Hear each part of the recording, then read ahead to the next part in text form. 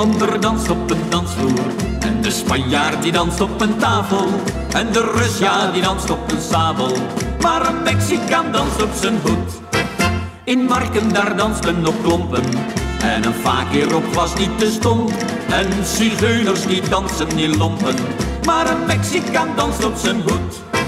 Er zijn er die dansen op albino's. En sommigen ook op een pet.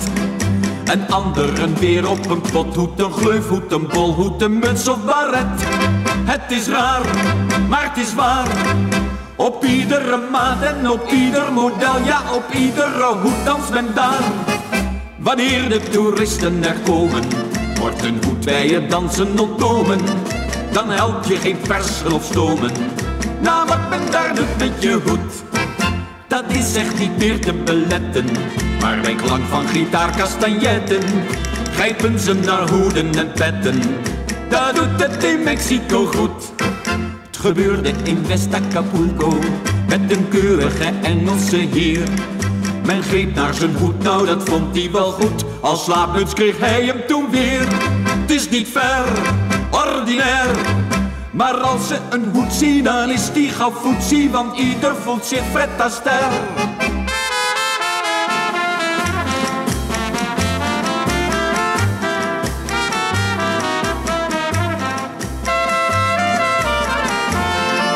Heeft u met vakantie ambitie? Maak dan even een kleine notitie. Gaat men dansen, roep dan de politie. Want voor je het snapt is je hoed al vertrapt. En je dophoed te bol en je bolhoed te hol. En je strohoed een pot en je keepie een klot. Want wat men in Mexico doet, is eigenlijk pet voor je hoed.